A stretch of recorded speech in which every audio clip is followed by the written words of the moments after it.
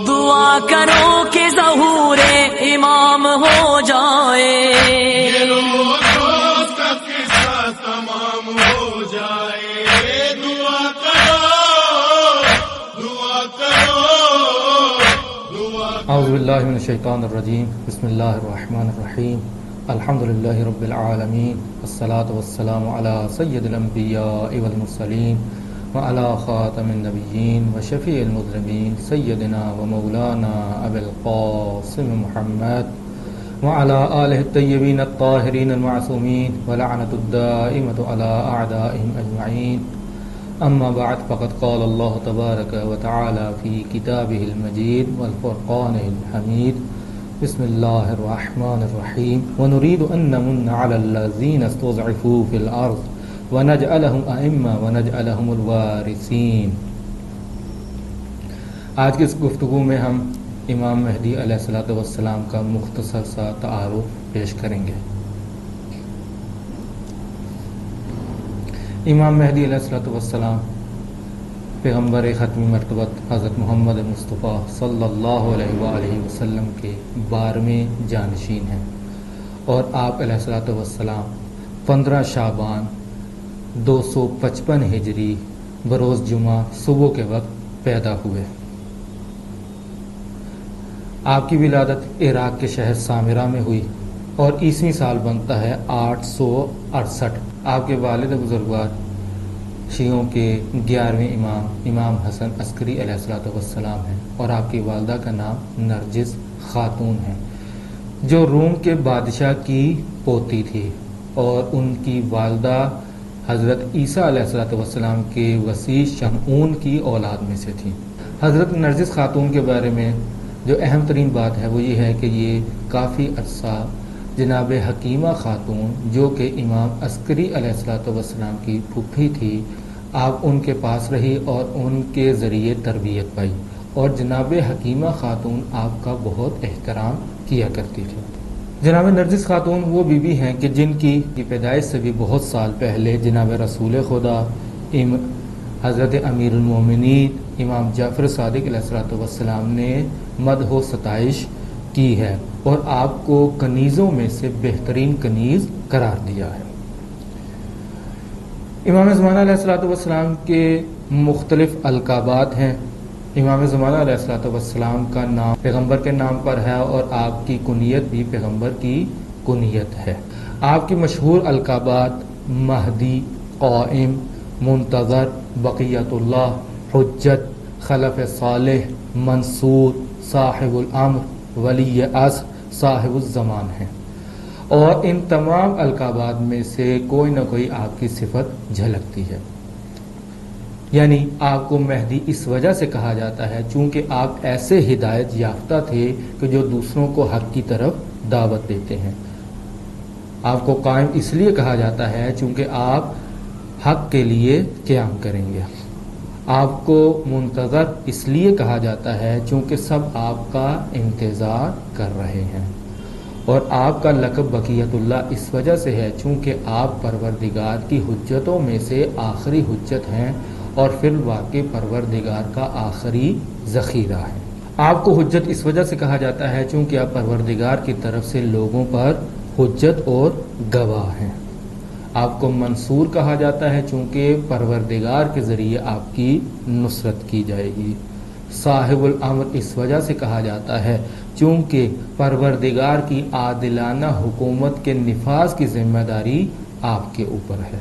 اور اسی وجہ سے آپ کو صاحب الزمان اور ولی عصر بھی کہا جاتا ہے۔ آپ کی ولادت کے بارے میں جو خاص بات ہے وہ یہ ہے کہ آپ کی ولادت کو سب سے پنہان رکھا گیا۔ اس کی وجہ یہ تھی کہ چونکہ سب لوگوں نے یہ سن رکھا تھا کہ رسول اللہ صلی اللہ علیہ وآلہ وسلم بیان فرماتے تھے کہ آپ دنیا کو عدل و انصاف سے ایسے بھر دیں گے جیسے کہ وہ ظلم و ستم سے بھر چکی ہوگی، اور ظالم اور جابر حکمرانوں نے بھی یہ والی احادیث سن رکھی تھی، اور وہ جانتے تھے کہ جب یہ مہدی جس کا وعدہ رسول اللہ نے دیا ہے اگر یہ آ گئے تو ہماری حکومتوں کو ختم کر دیا جائے گا اور ہم ان سے بچ نہیں پائیں گے۔ لہٰذا تقریباً امام جواد علیہ الصلوۃ والسلام یعنی امام محمد تقی علیہ الصلوۃ والسلام کے دور سے ہی حکومتوں نے اہل بیت کے گھرانے پر بہت زیادہ سختی کر دی تھی، اور خصوصاً امام حسن عسکری علیہ الصلوۃ والسلام کے دور میں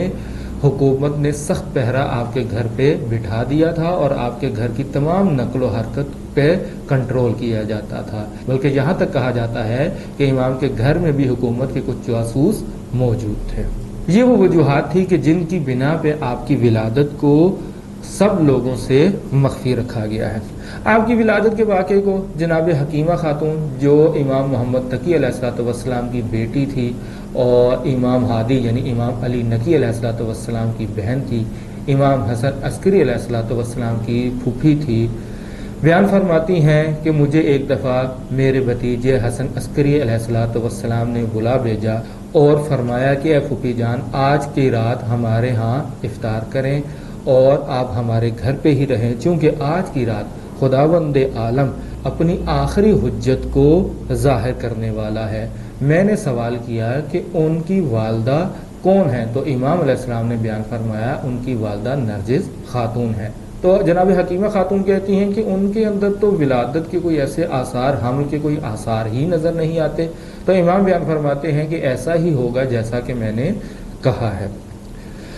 جناب حکیمہ خاتون وہاں سے حضرت نرجس خاتون کے پاس تشریف لاتی ہیں اور انہیں بھی یہ والی خوشخبری سناتی ہیں کہ آج رات پروردگار تجھے ایسا فرزند عطا کرے گا جو دنیا اور آخرت کا سردار ہوگا۔ جناب حکیمہ خاتون بیان فرماتی ہیں کہ میں بھی سو گئی، جناب نرجس خاتون بھی سو گئی، میں رات کے کسی پہر اٹھی، نماز شب ادا کی، اس کے بعد ابھی جو کہ وقت باقی تھا میں نے جناب نرجس خاتون کو دیکھا وہ سو رہی تھی، میں دوبارہ سو گئی، اس کے بعد دیکھا جناب نرجس خاتون بھی اٹھی ہیں، انہوں نے نماز ادا کی ہے اور دوبارہ وہ پھر سو گئی۔ اس کے بعد کہتی میں باہر آئی یہ دیکھنے کے لیے کہ آیا صبح ہو چکی ہے اور نماز کا وقت داخل ہو چکا ہے یا نہیں۔ کہتے ہیں جب میں باہر میں نے آسمان کی طرف دیکھا تو تقریباً صبح کا وقت تھا، اور کہتے ہیں کہ ایسے میں میرے ذہن میں ایک شک گزرا کہ نہ جانے آج وہ ولادت ہونی ہے یا نہیں۔ تو امام عسکری علیہ الصلوۃ والسلام نے اپنے بستر سے آواز دی کہ اے پھوپھی اماں جلدی نہ کریں، وہ وقت نزدیک ہے۔ اسی عالم میں محسوس کرتی ہوں کہ جناب نرجس خاتون پریشانی کے عالم میں ایک دم اٹھتی ہیں، میں ان کے پاس جاتی ہوں، یعنی جناب حکیمہ خاتون بیان فرماتی ہیں کہ میں ان کے پاس جاتی اور انہیں تسلی دیتی اور کہتی ہوں کہ پریشانی کی کوئی بات نہیں۔ کہتے اسی دوران ہم دونوں کے اوپر یعنی جناب نرجس خاتون اور جناب حکیمہ خاتون کے اوپر ضعف طاری ہوتا ہے، اور اس کے بعد اپنے اسی سید و سردار اور نومولود طفل کی آواز سے ہم اپنے ہوش و حواس میں آتے ہیں، اور میں متوجہ ہوتی ہوں اور میں ان کے اوپر سے کپڑے کو اٹھاتی ہوں تو میں دیکھتی ہوں کہ وہ سجدے میں موجود ہیں، اور میں انہیں اٹھا کے اپنی گود میں لے لیتی ہوں کہ اتنے میں ہی امام عسکری علیہ الصلوۃ والسلام کی آواز آتی ہے کہ پھوپھی اماں میرے فرزند کو میرے پاس لے آئیں۔ جناب حکیمہ خاتون اس نومولود کو امام عسکری علیہ الصلوۃ والسلام کے پاس لے کے آتی ہیں، امام ان کو اپنی گود میں لیتے ہیں اور فرماتے ہیں کہ میرے فرزند آپ کچھ بیان فرمائیں۔ تو چنانچہ وہ نوزائید طفل مبارک یوں محو گفتگو ہوتے ہیں، اشہد ان لا الہ الا اللہ وحدہ لا شریک لہ واشہد ان محمد رسول اللہ صلی اللہ علیہ وسلم، اور اس کے بعد امیر المومنین اور بقیہ تمام ائمہ کا نام لے کر ان پر سلام کرتے ہیں اور اپنے والد کے اسم گرامی پر آ کر رک جاتے ہیں۔ جناب عسکری علیہ الصلوۃ والسلام ان کو جناب حکیمہ خاتون کو واپس دیتے اور کہتے ہیں کہ ان کو ان کی والدہ کے پاس لے جائے تاکہ یہ انہیں بھی سلام کر سکیں۔ بیان فرماتی ہیں کہ اس کے بعد میں ایک ہفتے کے بعد دوبارہ وہاں پہ گئی، میں نے دوبارہ اس طفل مبارک کی زیارت کی اور اسے گود میں اٹھایا تو دوبارہ امام عسکری علیہ السلام نے کہا کہ اسے میرے پاس لے آؤ، اور فرماتے ہیں کہ اے میرے لخت جگر کچھ کلام کیجئے۔ تو وہ طفل مبارک اپنی زبان مبارک سے قرآن مجید کی 2 آیات کی تلاوت کرتے ہیں، وہ 2 آیات سورہ قصص کی 5ویں اور 6ٹھی آیت ہے۔ امام زمانہ علیہ الصلوۃ والسلام کی ابھی تک کی جو زندگی ہے یہ 3 ادوار پر یا 3 مختلف زمانوں پر مشتمل ہے۔ سب سے پہلا زمانہ وہی ان کی ولادت سے لے کے ان کے والد کی شہادت تک کا زمانہ ہے، یہ زمانہ 5 سال پر مشتمل ہے، اس کو پنہانی دور سے تعبیر کیا جاتا ہے، اور دوسرا دورانیہ اور دوسرا دور ان کی غیبت صغرا کا دور ہے اور تیسرا دور ان کی غیبت کبرا کا دور ہے۔ آج کی اس گفتگو میں مجھے وہی جو 5 سال کا جو زمانہ ہے جسے پنہانی دور کہا جاتا ہے اس کے بارے میں کچھ بیان کرنا ہے۔ اس دور کا اہم ترین کام اور امام عسکری علیہ الصلوۃ والسلام کی مشکل ترین ذمہ داری یہ تھی کہ ایسے امام کا مخلص دوستوں کے ساتھ تعارف بھی کروا دیں اور دشمنوں کو اس کی خبر بھی نہ ہونے پائے، اور یہ انتہائی مشکل کام تھا۔ یعنی اگر امام علیہ الصلوۃ والسلام اپنے شیعوں کو ان کا تعارف نہیں کرواتے تو شیعہ امام کی شہادت کے بعد مشکلات کا شکار ہو جائیں گے، گمراہی میں پڑ جائیں گے، انہیں اپنے امام سے آشنائی و آگاہی نہیں ہو پائے گی۔ اور اگر اپنے شیعوں کو یہ اطلاع پہنچاتے ہیں کہ میرا جانشین اس دنیا میں تشریف لا چکا ہے اور میرا یہ فرزند میرا جانشین ہوگا، تو اس اطلاع کو دشمنوں سے کیسے بچایا جائے؟ در حالی کہ کچھ لوگ امام کے گھر کے اندر بھی دشمن کے جاسوس بن کے موجود ہیں۔ لہٰذا یہ امام علیہ الصلوۃ والسلام کی ایک انتہائی مشکل اور ایک اہم ذمہ داری تھی۔ بہرحال امام حسن عسکری علیہ الصلوۃ والسلام نے اس مشکل کو بڑے ہی احسن انداز میں نبھایا ہے اور اس ذمہ داری کو ادا کیا ہے اور اپنے محبوں کو اطلاع بھی پہنچا دی اور دشمنوں کے شر سے اس خبر کو محفوظ بھی رکھا ہے۔ اس سلسلے میں امام عسکری علیہ الصلوۃ والسلام کے انتہائی مخلص اور نزدیکی صحابی احمد ابن اسحاق بیان فرماتے ہیں۔ یہ احمد ابن اسحاق فی الواقع قم کے رہنے والے ہیں اور انتہائی مخلص باوفا شیعہ ہیں، اور یہ 3 اماموں کے صحابی رہ چکے ہیں اور خود امام عسکری علیہ الصلوۃ والسلام کے قم کے اندر وکیل بھی تھے۔ یہ بیان فرماتے ہیں کہ میرے ذہن میں امام کے جانشین کے بارے میں مختلف قسم کے سوالات تھے اور میں یہ امام سے پوچھنا چاہتا تھا، اور میں امام عسکری علیہ الصلوۃ والسلام کی خدمت میں سامرہ میں حاضر ہوا، اور میں اس سے پہلے کہ میں امام سے سوال کرتا امام گفتگو کا آغاز کرتے ہیں اور بیان فرماتے ہیں کہ اے احمد، بے شک خداوند متعال نے جس وقت سے حضرت آدم کی خلقت کی ہے اس وقت سے زمین کو اپنی حجت سے کبھی بھی خالی نہیں چھوڑا اور قیامت تک زمین کو اپنی حجت سے خالی نہیں چھوڑے گا، اور پروردگار حجت خدا کے ذریعے سے اہل زمین سے بلاؤں کو دور کرتا ہے اور اس کے وجود کی برکت سے باران رحمت نازل کرتا ہے، اور زمین سے مختلف طرح کے فوائد اسی کے وجود کی برکت سے حاصل ہوتے ہیں۔ احمد ابن اسحاق بیان فرماتے ہیں، میں نے سوال کیا کہ آپ کے بعد امام کون ہوگا اور آپ کا جانشین کون ہوگا؟ تو امام علیہ الصلوۃ والسلام جلدی سے اٹھ کے اپنے گھر کے اندرونی حصے کی طرف جاتے ہیں، اور جب واپس آتے ہیں تو ان کی گود میں ایک 3 سال کا طفل مبارک موجود ہوتا ہے کہ جس کا چہرہ 14ویں کے چاند کی طرح چمک رہا ہوتا ہے۔ اور آپ بیان فرماتے ہیں، اے احمد ابن اسحاق، اگر تم پروردگار کی ان حجتوں کے نزدیک باعظمت اور باعزت نہ ہوتے تو اپنے اس فرزند کو تمہیں کبھی بھی نہ دکھاتا۔ امام بیان فرما رہے ہیں، چونکہ ائمہ کی نظر میں، پروردگار کی حجتوں کی نظر میں تمہارا ایک بلند مقام ہے اور تم ایک پاکیزہ شخص ہو، لہٰذا میں تمہیں اس کا دیدار کروا رہا ہوں۔ اور وہاں بیان فرماتے ہیں کہ بے شک ان کا نام اور کنیت رسول اکرم کے نام اور کنیت پر ہے، اور یہ وہی ہیں کہ جو زمین کو عدل و انصاف سے بھر دیں گے جس طرح وہ ظلم و ستم سے بھر چکی ہوگی۔ اور اس طرح امام عسکری علیہ الصلوۃ والسلام ایک فرد کو اپنے فرزند کی زیارت کرواتے ہیں کہ جو شیعوں کے بزرگ ہیں اور بہت ہی عظیم ہستی ہیں۔ یہاں پہ احمد ابن اسحاق، ان کے ذہن میں تھوڑے سے خدشات ہوتے ہیں، کہتے ہیں آیا کوئی نشانی آپ مجھے اس چیز کی دکھا سکتے ہیں کہ جس سے میرے دل کو سکون حاصل ہو جائے؟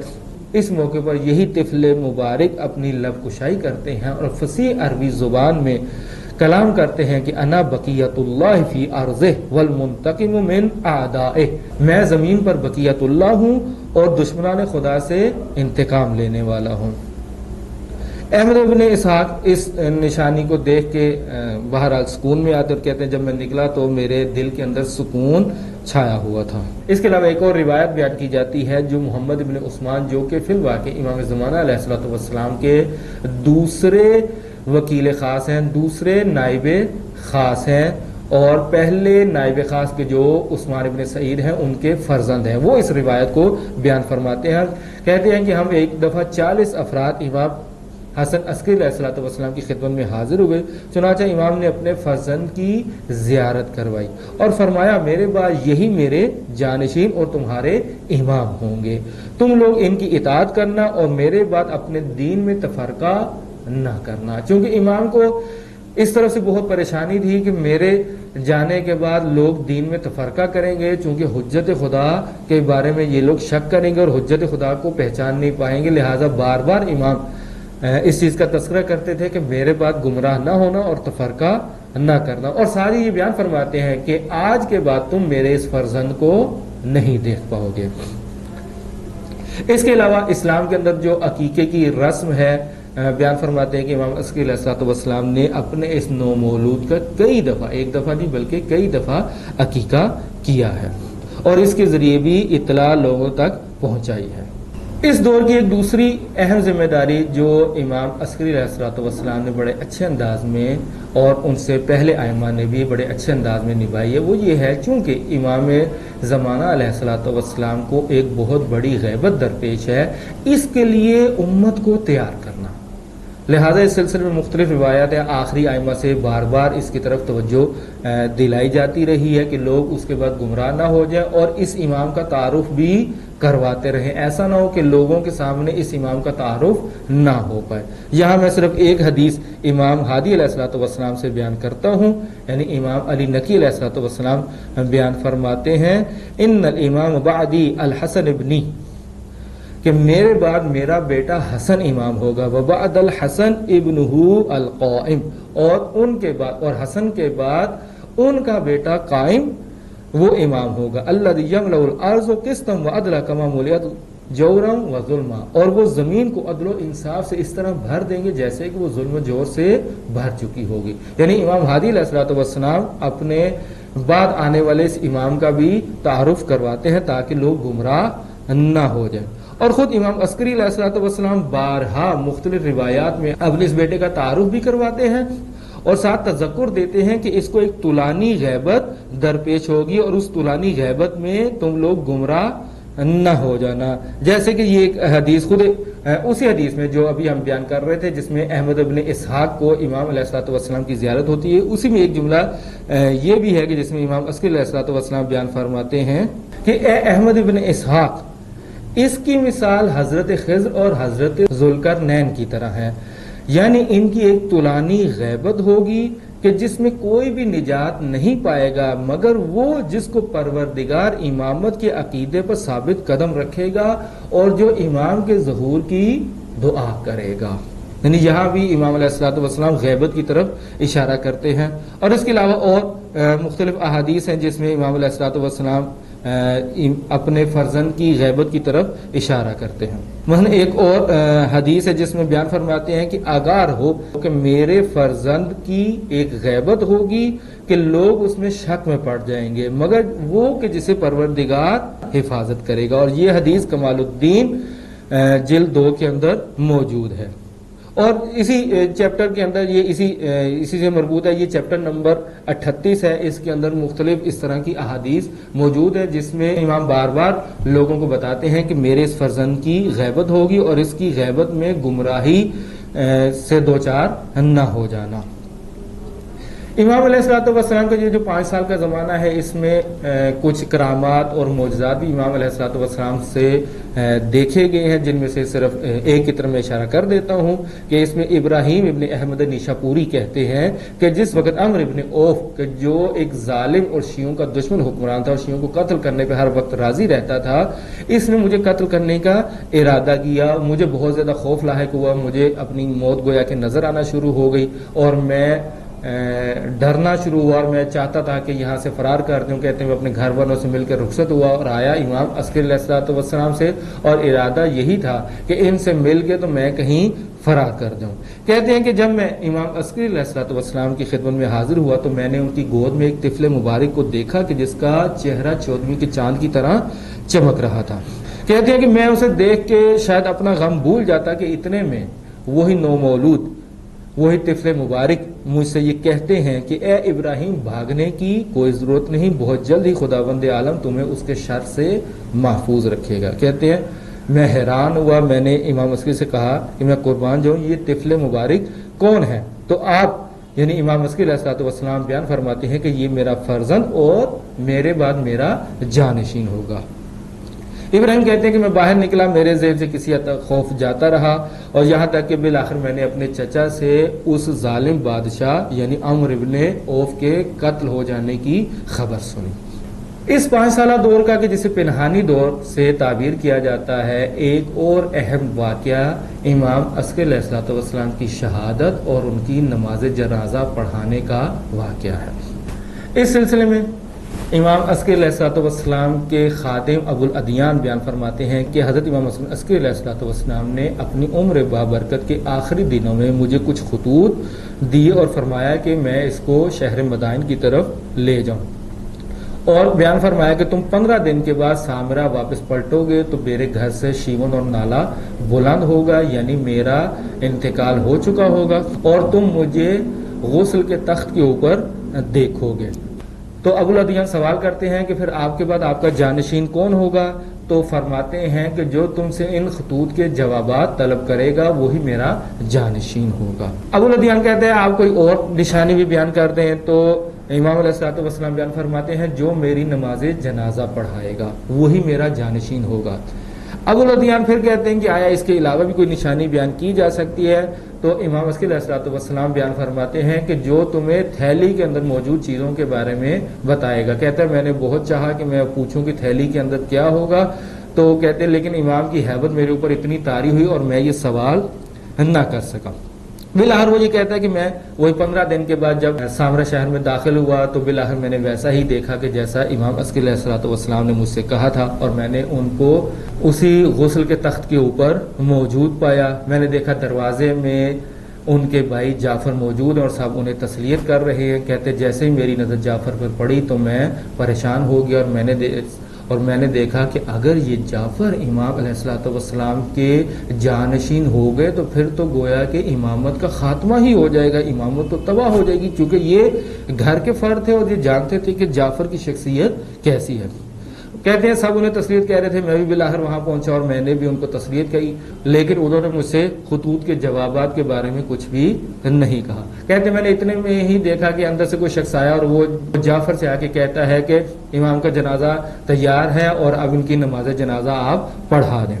یہ شخص کہتا ہے کہ جب میں نے دیکھا کہ جعفر یعنی جعفر قذاب جب امام کی نماز جنازہ پڑھانا چاہتے ہیں کہ اتنے میں ہی ایک چھوٹا سا بچہ وہاں پہ آتا روکتا اور کہتا ہے کہ اے چچا جان، ان کی نماز جنازہ پڑھانے کا زیادہ حق میرا ہے۔ اور میں دیکھتا ہوں کہ پھر وہی فرزند، اور یہاں پہ اس نے اس ابو الادیان نے امام کا کچھ چہرے کے شمائل بھی بیان کیے ہیں۔ بیان فرماتے ہیں گندمی رنگ، گھنگریالے بال، چمکدار اور باہم پیوستہ یعنی ملے ہوئے دانتوں والا ایک بچہ آیا اور اس نے یہ کہا ہے اپنے باپ کے جنازے پر نماز پڑھنے کا زیادہ حق میں رکھتا ہوں۔ چنانچہ جعفر جن کے چہرے کا رنگ اتر گیا اور زرد ہو گیا پیچھے ہٹے اور وہ طفل مبارک آگے بڑھا اور انہوں نے امام علیہ الصلوۃ والسلام کی نماز جنازہ پڑھائی، اور اس کے بعد وہی بچہ جس نے نماز پڑھائی تھی وہ مجھ سے ان خطوط کے جوابات مانگتے ہیں، اور میں نے ان کو وہ خطوط ان کے حوالے کیے۔ کہتا ہے کہ میں نے 2 نشانیاں دیکھ لی تھی، اب تیسری نشانی باقی رہ گئی تھی اور مجھے اسی تیسری نشانی کا انتظار تھا۔ یہاں پہ لوگوں نے جعفر سے پوچھا بھی کہ یہ بچہ کون ہے؟ جعفر نے کہا خدا کی قسم میں نے اس کو ابھی تک نہیں دیکھا تھا۔ یعنی یہ امام عسکری علیہ الصلوۃ والسلام کا کردار تھا کہ جہاں انہوں نے اپنے مورد اعتماد شیعوں کو اپنے جانشین کی خبر دی، وہیں اپنے گھر میں موجود اپنے سگے بھائی سے اس خبر کو چھپایا، چونکہ وہ کسی حد تک وہ دشمنوں کو یہ اطلاع پہنچا سکتا تھا۔ ابو الادیان مزید بیان فرماتے ہیں کہ ہم بیٹھے ہوئے تھے کہ اہل قوم سے کچھ لوگ آئے اور انہوں نے آ کے سلام کیا۔ جب انہیں پتہ چلا امام عسکری علیہ الصلوۃ والسلام کی شہادت ہو چکی ہے تو تسلیت کی اور ان کے جانشین کے بارے میں سوال کیا، تو لوگوں نے جعفر کی طرف اشارہ کیا۔ انہوں نے جعفر کو سلام کیا، انہیں تسلیت عرض کی اور کہا کہ ہمارے پاس کچھ خطوط ہیں اور کچھ رقوم ہیں، آپ بتا دیں کہ وہ خطوط کن لوگوں کے ہیں اور وہ رقم کتنی ہے۔ کہ کہتے ہیں کہ اتنے میں جعفر کو غصہ آ گیا اور وہ یہ کہنے لگا کہ تم سمجھتے ہو ہمارے پاس علم غیب ہے،